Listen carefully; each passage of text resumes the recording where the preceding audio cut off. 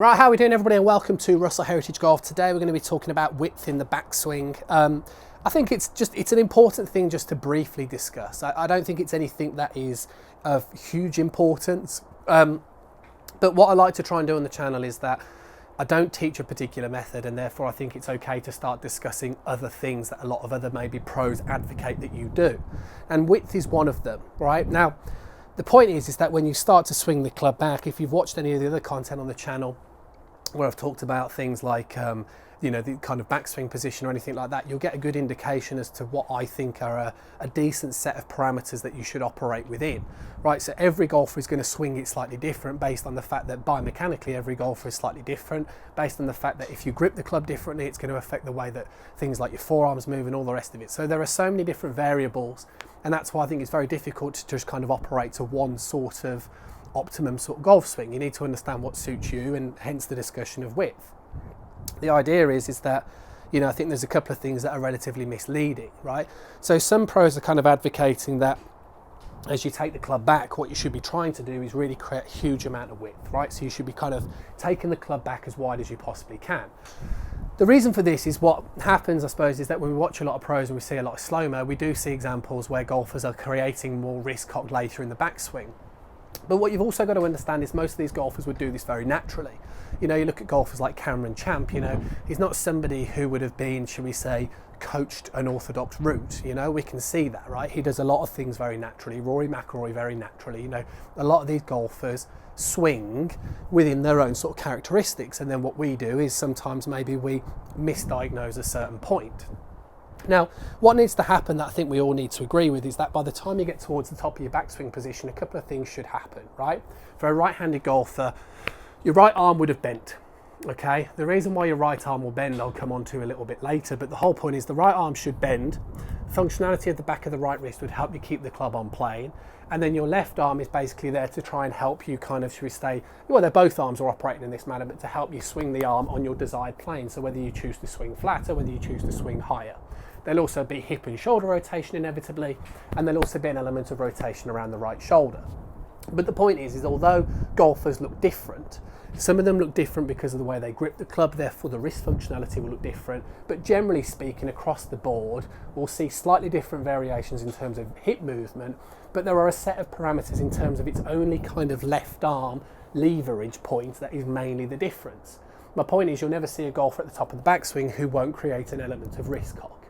So the idea of creating width in the backswing, and I think if it's working well for you, then obviously carry on doing it. But what my point is that what's happening is you're delaying the inevitable anyway. So if we look at some golfers who would take the club back much wider, what would start to happen is by the time they get past kind of post left arm horizontal, the right arm would now start to bend, which kind of encourages the wrist cock, and they end up in this sort of position as well. So somebody who's maybe more, shall we say, conventional, so somebody who would start to allow the right arm to bend a little bit sooner would naturally increase the wrist cock earlier in the backswing position. So by the time they get to left arm horizontal, what we could start to see is that my right arm is more bent. Club theoretically still on plane, but there's more wrist cock, as opposed to a golfer who's trying to create more width, as opposed to here. Is there any difference? Well, no, because this golfer now is just going to rotate around, doesn't obviously increase the amount of wrist cock, and the golfer who has delayed the inevitable will be wrist cocking anyway. So the whole point of this video is that, I've seen a few videos about width and the concept that it will let you create more power in your golf swing, and it will help you create more lag coming down. And I just think that, although maybe as a feeling, some golfers might like it, some golfers might feel like as they go this way, they can then create more wrist cock. I think it's okay if it's a feeling and you think it's working well for you. I'm not on here to provoke, but I'm also on here as my channel to try and help educate people. And I don't think there's any evidence that if you kind of went more this way, created more lag late, that you're going to be able to create more lag than if you swung it more conventionally anyway. And the point of this video really is to understand that, you've got to do what's right for you. Don't go away working on trying to create loads of width in the backswing, because you might find that you just start to get yourself in a mess and you start to not naturally sequence what should be inevitably happening in your backswing position anyway. So like I said earlier, what starts to happen in the backswing is that once you allow the right arm to start bending, for again our right-handed golfer, it naturally starts to encourage a wrist cock movement. So that's why when we see golfers that are creating more width, they'll create later wrist cock. Okay, so if my right arm stays much straighter, therefore you can see the way I've got less wrist cock going in my backswing. If I allow my right arm to bend, then already there's going to be a natural amount of cocking on the back of that left wrist. So you can see the way my wrist cock is moving up in this sort of manner. Like I say, from this sort of position, you can just rotate around that right shoulder and you're at the top of the backswing. If you go with more width, then all of a sudden you've got to coordinate your wrist cock and the right shoulder move. And my point is, inevitably you end up in the same position anyway, so it can't possibly be any more powerful.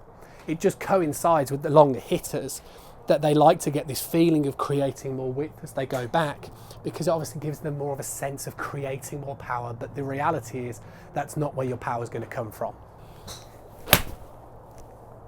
So the question would be then, what is width anyway then? So the width would be, I think, just a measure of the left arm would probably be the best measure for it, meaning that, or the only thing that you don't want to happen in your backswing is you don't want your left arm to be bent. And it wouldn't be just a measure in the takeaway position, it'd be a measure at the top of the backswing. Now again, the whole concept of not allowing it to bend would be things like allowing the wrist cock to happen, but also you're going to get a sense, like I've discussed on a video before, in the backswing, where you're going to get a feeling like you're kind of pushing the club away from you. Okay, now again, if you start getting this feeling of pushing the club away from you but straightening your arm, then again it's going to fight your natural ability to be able to create a wrist cock move, and you're going to end up this way.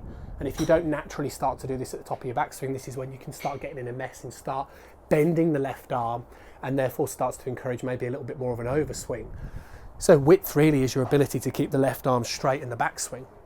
Whether you choose to allow the right arm to bend or whether you try and keep the right arm straight, like I say, that's a preference. But what I'm trying to say is that I wouldn't go along with the illusion that if I keep my right arm straight and bend it later, I'm going to be more powerful, because it might be somebody's method and somebody's opinion, but based on the evidence that that's what Cameron Champ does, or that's what Blardy or Rory McIlroy might do a little bit of, doesn't mean that it's going to work necessarily for you. And it doesn't mean actually that's where the power's coming from. As ever, hopefully you enjoyed the video. Always appreciate a thumbs up and a like. What's absolutely free to do is to send the swings into the channel, right? So loads of golfers take the opportunity to send the swings into the channel. It's absolutely free to do. So I just give you some tips just so you know you're working on the right thing together. Pretty much on a fortnightly basis, I'll annotate over the swings that have come in, and it's just an opportunity, like I said, where you know you're going to be doing the right sort of thing, even if you're just giving a simple little tip in the right sort of direction.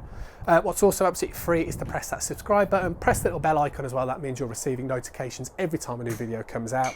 And again, it's not about me trying to teach a method, it's just about understanding that there may not be any benefits to doing this arm straightening move as much as you potentially perceive. Catch up with you again soon.